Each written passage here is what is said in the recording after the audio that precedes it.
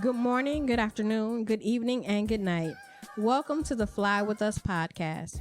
This podcast is bringing the art of conversation, self-love, self-care, mental health care and protection, life lessons, love lessons, and everything in between. Today's topics will include clean living and clean thinking and clean eating. I'm Lady Bounce. And I am A Slate. All right, let's get into this. Mm-hmm. Clean eating. Mm-hmm. It's very hard to do. Clean thinking. Okay. So, in clean eating and clean thinking, we have to get rid of some bad habits. And some dirty thoughts.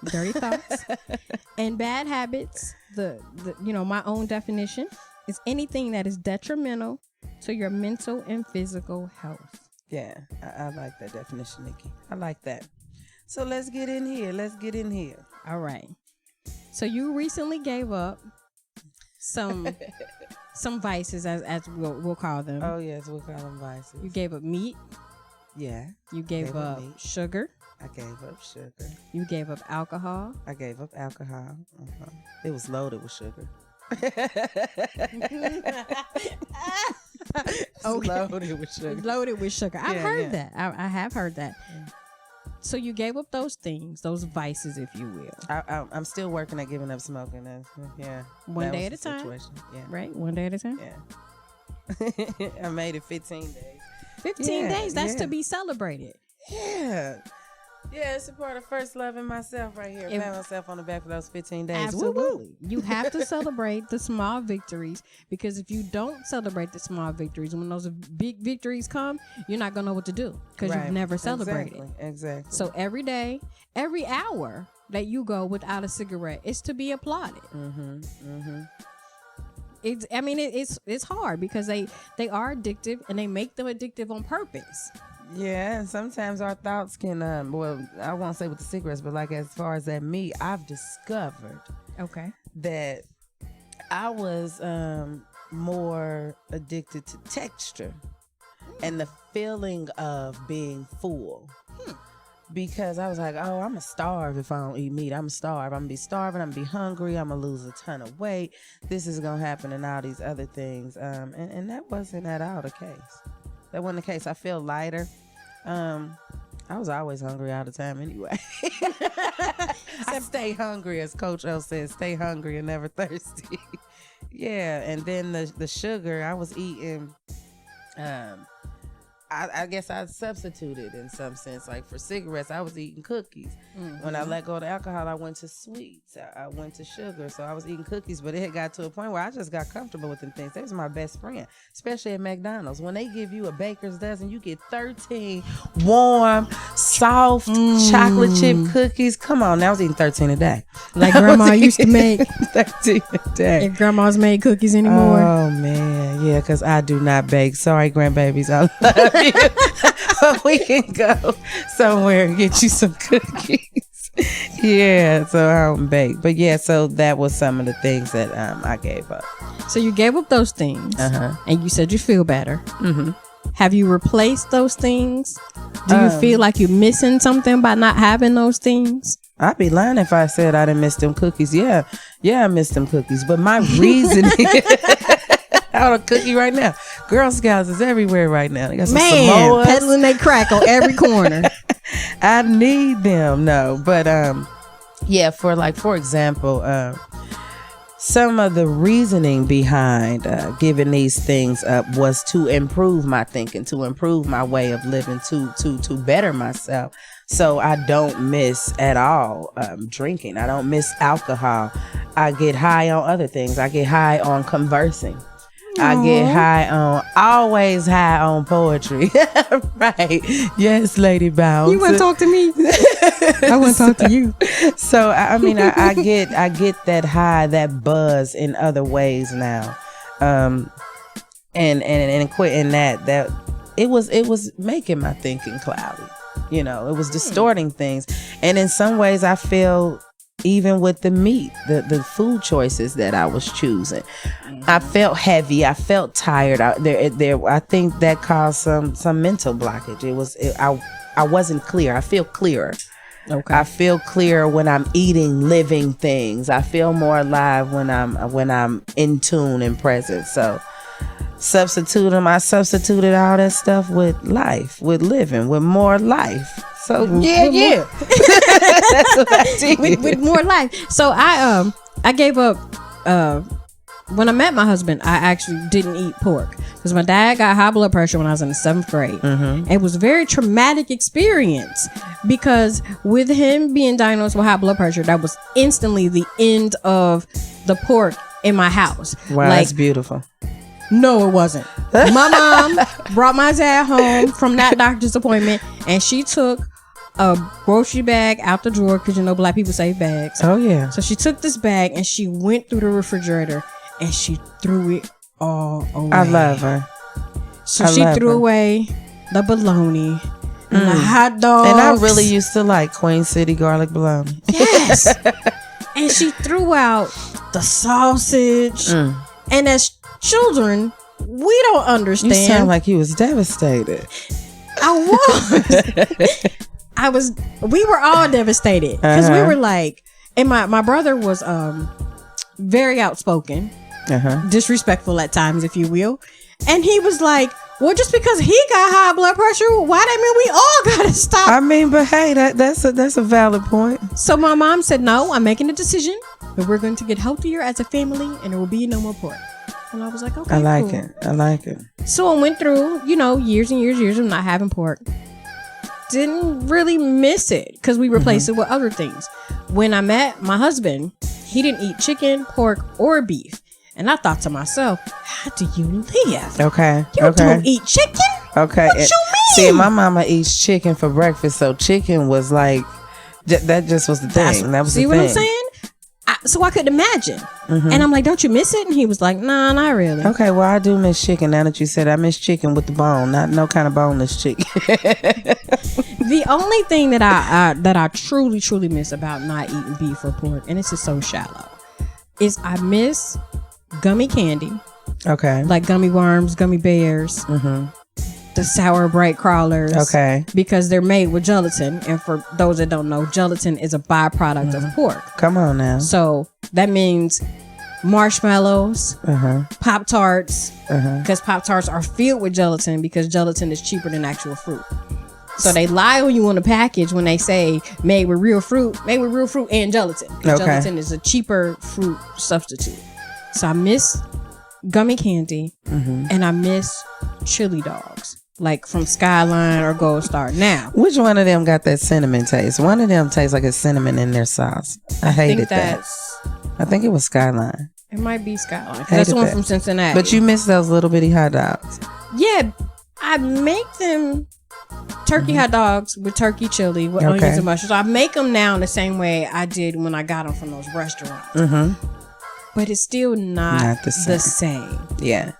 But I psych myself out and I go, I'm doing this for my body. I think it's this mental. is better for me. And after not having eaten beef or pork for over 20 years, like you were saying earlier, I'm afraid of what eating those I'm things afraid now to reintroduce it to my body. Yeah, what will it do to my body? I don't want to be sick. And then I hate when I go places and people go, oh, you could just pick out the meat. No, it's all touching. The juices is all in there. Are you serious? Say that. It's not gonna work. We had pizza at work and they're like, oh, you don't eat this, do you? And I said, no, it's okay. I pack my lunch every day anyway because I'm used to like carrying at work. People don't eat the way I eat. I don't expect people to eat the way I eat. So I pack my lunch every day. So they ordered pizza and there was no cheese. And I was like, oh, it's okay. I got food. And they were like, no, just pick the pepperonis off. And my face must have shown what I was thinking. Like that ain't gonna work. Because my really, really good coworker was like, she okay? And I was like, thank you. And so then, we got upstairs and I was like, well, why you do that? She said, because if you could have seen your face when she said, just pick it off. And I was like, oh, dang. It can't work. I was like, my face told me. And so then, having to always educate people, like the meat essence is still there, the essence of pork, the pepperoni taste, the grease, all of that is on the pizza. So picking the pepperonis off is not a valid substitution for not having the meat be on there anyway. I know when I first even heard about clean eating, like you said about your father, it was when I was 31. I had went to a regular checkup for my annual physical, and I found out that I had arthritis in the knee and I had high blood pressure. High blood pressure ran in my family, so it wasn't shocking. It wasn't uncommon. It wasn't like, oh, wow. But I knew what I wasn't going to do. I was not about to be put on medications. No.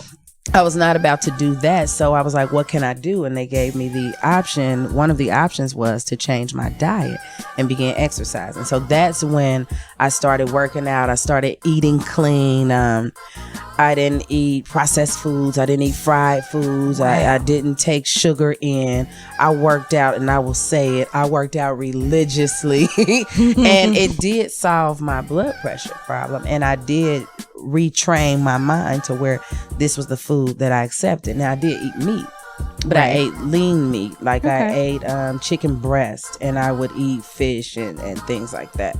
So that worked. But other than that, when you went back to missing food, I still think center cut pork chops are beautiful and fried, and I can smell them and I can taste them. However, it's more important to me, what is this going to do to me? I want to eat the food. I don't want the food to eat me.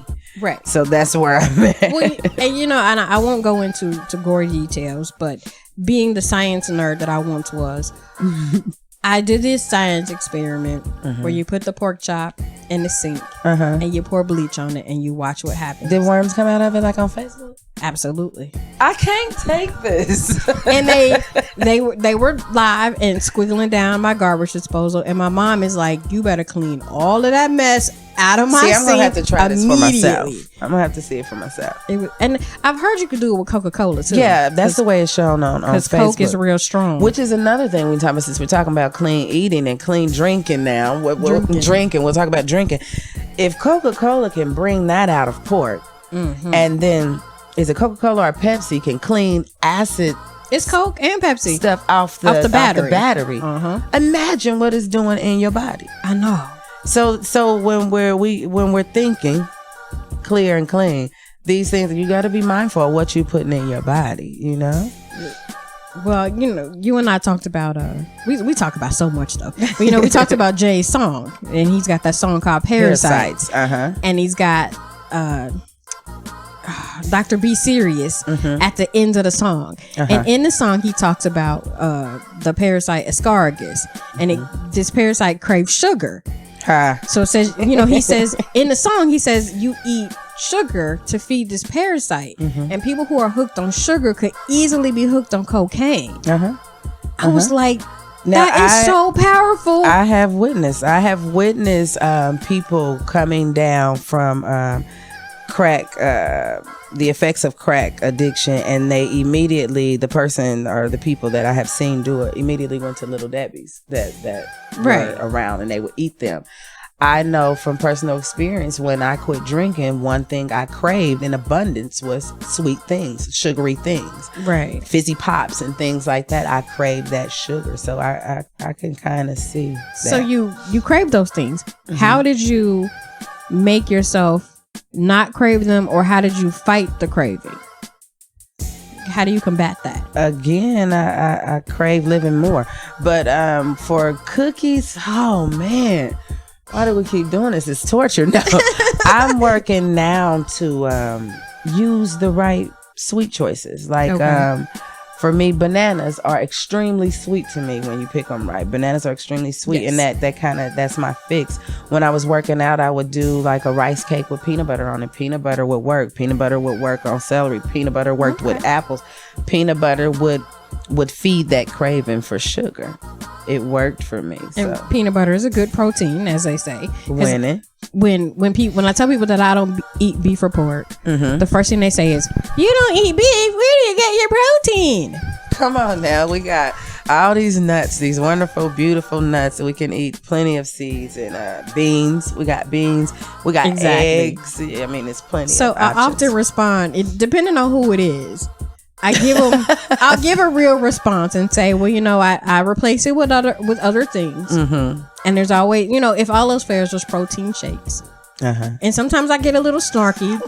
if I've had that same conversation with the same person more than once, then I say something like, "You have heard of George Washington Carver, right?" Okay. And then they kind of give me this blank look, like, what do you mean? I'm like, go look him up and find out what he did with the peanuts, and not just peanuts, but nuts in general. Goodness. And all the different ways he discovered to get protein from various nuts. Because we always, we hear George Washington Carver and we think about peanuts, but he did things with cashews, with almonds, with dates, and I always be like, go look him up. Yeah. I mean, and in anything, and when we go back to clean thinking, we can remove the clean for a minute and just simply think. If you don't know, go find out. Please. we have to go and all investigate have the same and explore. Internet. Yeah. Yes. That's why if I don't know something, I'm gonna tell you I don't know. And what I do know, even if it's limited, I'm going to say that. But we all have the capacity to learn. And like what we're doing with Fly With Us, this is what we want to do. Converse, engage, communicate, bounce ideas off each other, research, and share. Learn. Share what we know with other people.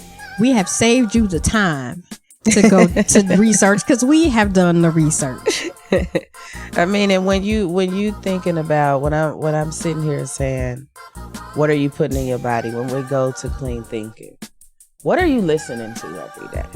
I'm gonna touch this. I'm gonna tread lightly. I know it's a soft spot with you, but what music are you listening to? What conversations are you overhearing or engaging in?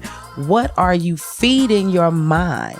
Not only what you're feeding your body, what are you feeding your mind that could be a bad habit or simply just flat out bad to your health? Let's talk about the music. Well, first of all, there's a dynamic clip on YouTube of Saul Williams. Ooh, and if you've never seen it, you can just Google it, Saul Williams diet. Come on, poet. In this video, he talks about your diet is more than what you eat. Your diet is what you ingest. It is what you think. It is the things that you put into your body mentally, physically. It's what you put on your body. Yes. Can you handle it? Are you going to be able to process it? Will you be able to digest it? And if you cannot, don't be dumping it on me. I don't need it. And we laugh because music is a big thing for me. I talk about it with such passion because I realize what's at stake when children are not taught the difference between this is somebody singing or talking on a record versus this is real life. This is how it is. So coming from a musical family, I've been around music my whole life. My dad's been a DJ my whole life. I've been DJing since I was 10. I married a rapper. My son does music. My daughter does music. So I'm surrounded by music. I'm very careful of the music that I listen to around my children. So let's share a little bit about your recent experience over the weekend. Let's see where you allowed yourself to be fed some great new to you music, and you served it. Let's talk about that. I had to serve and take into my spirit low frequency music. Okay. And by low frequency, you mean if you think of your body as a chakra system, and you've seen like the picture with the different colors and the different parts of the body. The music that is put out today is played with a frequency that only activates your lower chakras. Okay. Meaning your waist, below your waist. Oh, so that's why it's the twerking now? Exactly. So when I speak about low frequency music, that's what I mean. It is music that only feeds the lower chakras, which those have a place and they need to be fed. Yes. They do. But if that's the only part of your chakra system, the only part of your body you are feeding, then what happens to your upper chakras? You see what I'm saying? What, there's the old parable that says everybody has a good spirit and an evil spirit, and which one wins? The one you feed. So when it comes to music and your system, your body, and your mental state, what are you feeding it? One of the things one of my friends used to always say to me, if you don't feed it, it can't eat. So you got to be conscious of what you are being fed, and what's going into your body. It's like anything else. You have to have balance and you have to have moderation. Because I'm not so much of this enlightened or smart person that when I'm in a car by myself that I'm not banging Trey songs or honey, listen, I done listened to my ratchet music. Yes, I was listening to Cardi B, and then, but I also navigate over to real music as well. And some of these songs are music from my teen years, and then listening to them, it does take me back to a simpler time in my life where I had no bills. All I had to worry about was me and enjoying life. So you're pretty diverse as well with your music selection. Oh yeah, I saw the Queen movie twice. So what type of music? Give me an example of a song you would listen to elevate your shock, elevate yourself and touch your entire being. Definitely, I like some gospel music, not a whole lot, because I believe gospel rap sometimes is a little too much for me. If I'm gonna hear rap music, what about Lecrae? I like Lecrae. I like The Truth. Okay, I don't like all of their songs. Okay, but they have a couple, and I'm like, yeah, that. What about Ace Hood? I like him. I'm getting, Okay, because I like these guys. But when I'm, it depends on my mood. If I'm having like a carefree, I'm in a like funny, kind of mood, then I'm, Jay-Z, early Kanye. Yeah. If I'm having, a playful mood, like there's this shirt that I always see on Facebook that says you could be a good teacher and still listen to trap music on your way to work. I think that is hilarious because there are some times where riding to work and I'm listening to the 10 Crack Commandments by Biggie, it's so far removed from my real life, but that's the joy, right? But I try to stay away from songs that it's not talking about nothing, or it's just filled with profanity. Right. And I believe cussing is cool. There's nothing wrong with cussing. Yeah, I'm big on lyrics. I'm extremely big on lyrics. But if everything is a cuss word and everything is talking about sex or how good and you are, and if it's just a whole entire song that I can't understand what you're saying, like I can't do it. I won't say I can't do it. Sometimes I have. But it makes it difficult. It makes it difficult because, like you said, I'm big on lyrics. And when the kids at school, I listen to a lot of this music because I want to have a frame of reference when my students come and talk to me about stuff. Right. And since that's what we're big on, even here with Fly With Us, is communicating and conversing with one another. That's one of the reasons why I listen to some of the music. I was telling you a little earlier about the flu mix on YouTube that my son has me listening to. I'm listening to all this music, but in order to understand their language, we have to meet them where they are. In order to communicate with them effectively, we have to see how they communicate, and understand their language. So I listen in that sense, in that respect too. And my students, some of them laugh at me. They get a really good laugh when I tell them. When they'll ask me about a certain artist or a certain song, and I'll say I'm not allowed to listen to that, and they look at me and go, "What you mean? You grown? You're an adult?" And I'm like, "No, honey, you don't understand. I'm married to an artist, and he is very serious about his stuff. Yes, he is very strict." In a good way about the music that I'm exposed to, the music that we expose our children to, and things of that nature. One of the first gifts he ever gave me was a journey to hip hop tape that he made for me. Because I wasn't, when I met him, I was a huge Master P fan, and you know, me and X, and yes, all of that. And so he was like, nah. I'm like, this is the joint. I'm like, and I would like say things like I'm about it, and he's like, you what? About it. So I liked Master P too. Right. So as I'm educating him about the music that I listen to, he said, "Oh, let me educate you. Let me lift you up." And so I allowed him to lift me up to a different level of music now. I still bang some Lil' Kim when ain't nobody looking. Okay. But like when he's around, he is adamant about the things that he allows us to. Some dope jazz tracks with me before, about what he lets in, Coltrane. in the spirit. And so my students always, they laugh at me, and I go, I'm married to an artist, honey. He don't let me listen to that. And they just get the biggest kick out of that. And I'm like, he exposed me to some Alice Coltrane, and I was like, wait a minute, who is this? Wait a minute, what is this? This is awesome. I could write for days.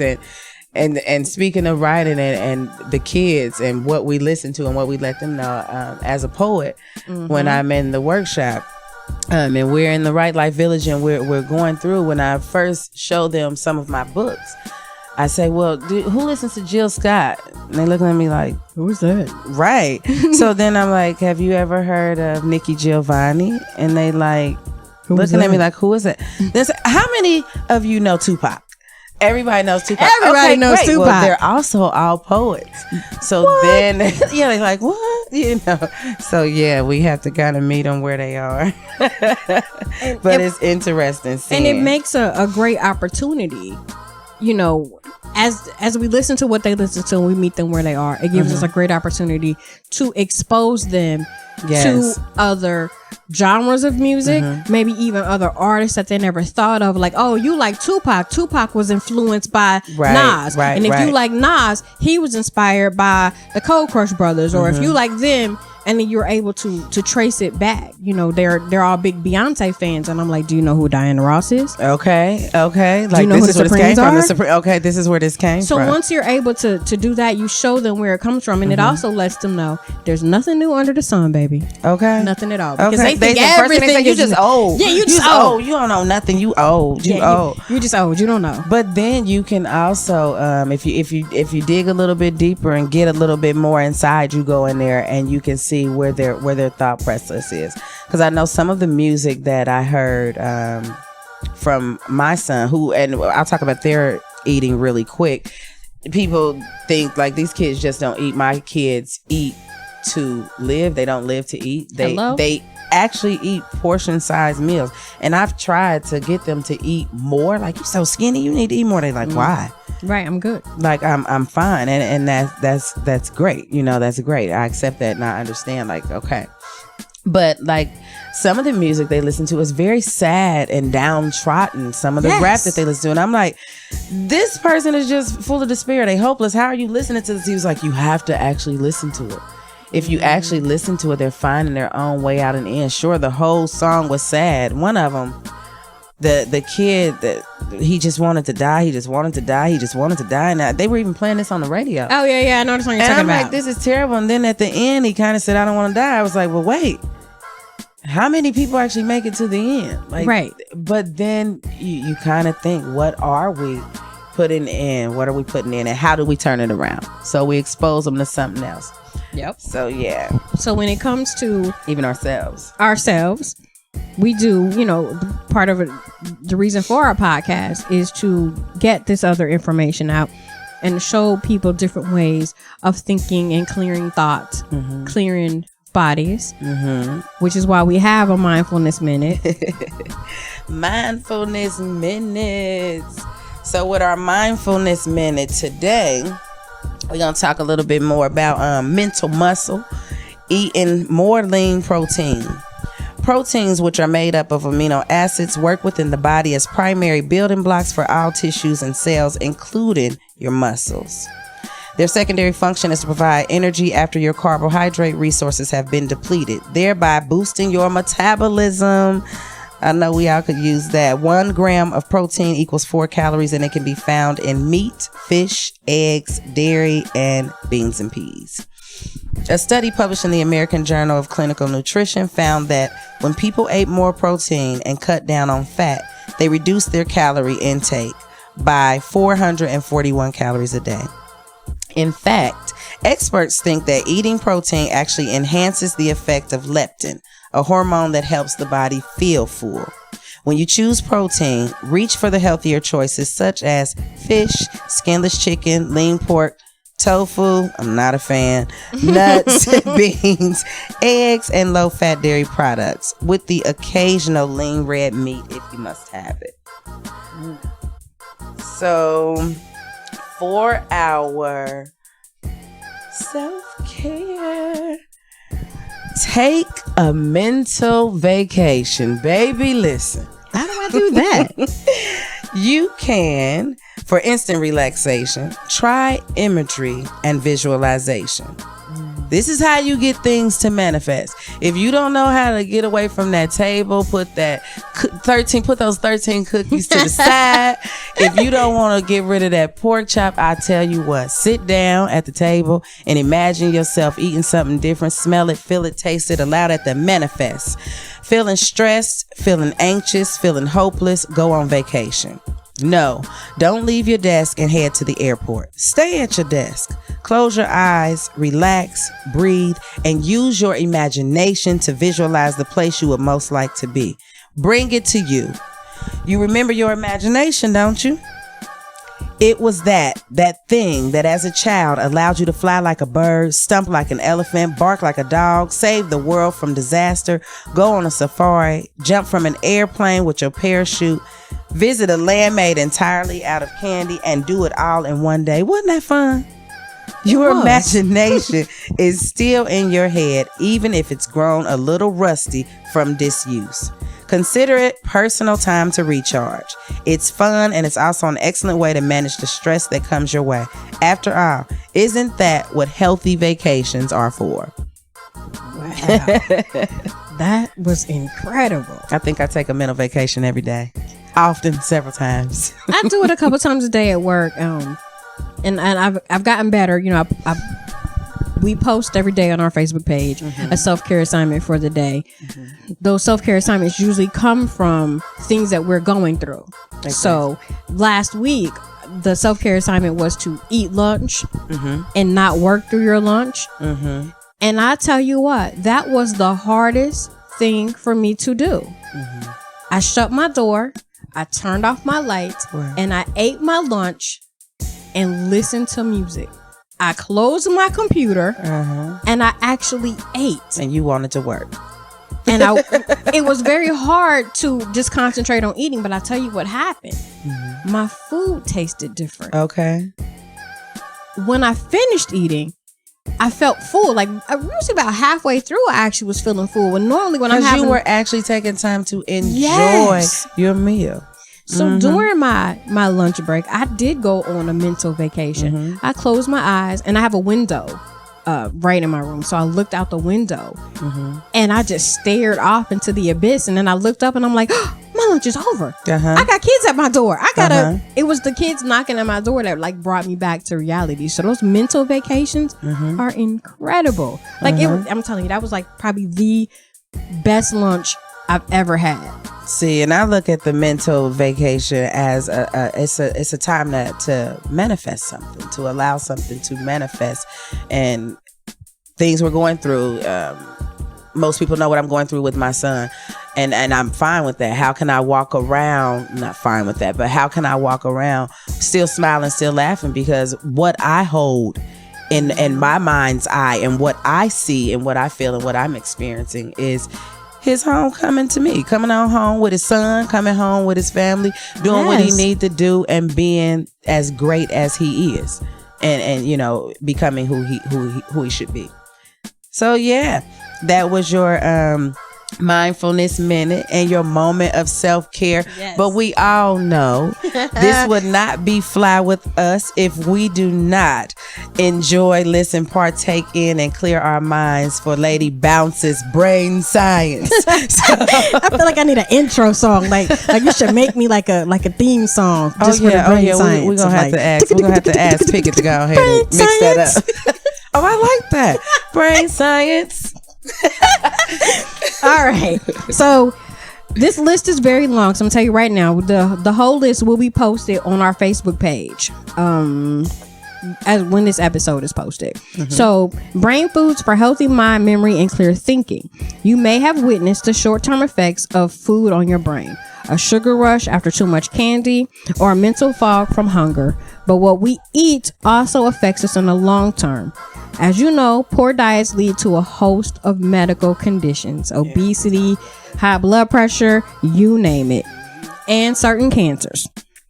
Your diet also influences your brain, and it can increase your risk for mental disorders and neurodegenerative diseases. Those are those diseases that kill your brain cells. Brain cells are the only cells that your body does not reproduce rapidly.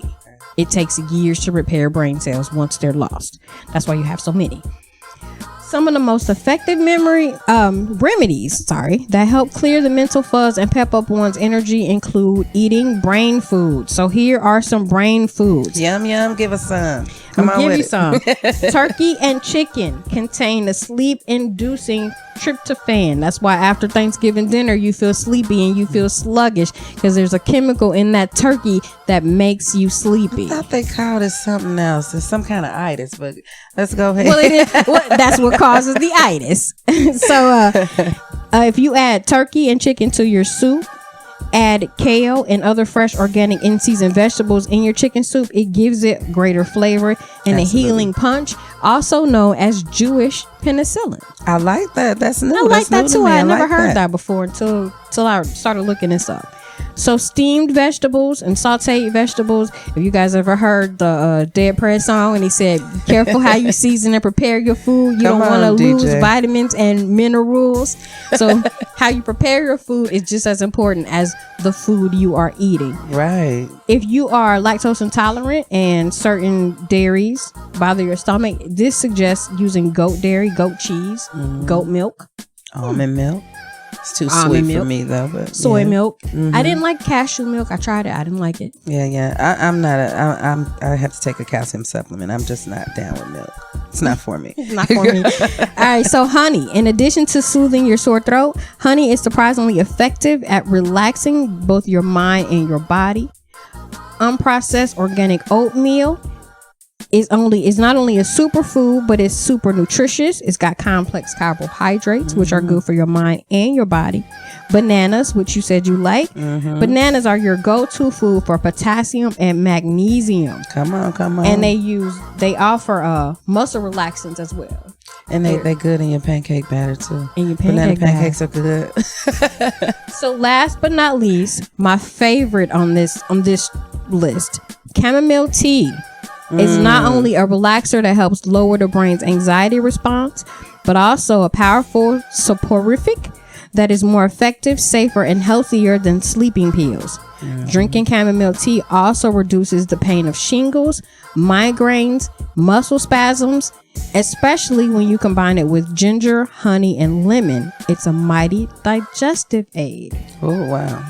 So these are foods, other brain calming foods that provide effective antidotes to depression are any foods that contain serotonin, omega-3 fatty acids, B12 vitamins, and of course the essential amino acid tryptophan.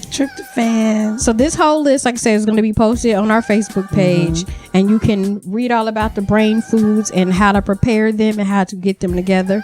Before we go, speaking of food and loving yourself, loving those around you, and loving your community, we have an opportunity to serve our community. On March 23rd, it will be at Fort McKinley Church. This will be under So Loved, Ashley Browning's beautiful organization. Shout out to Ashley.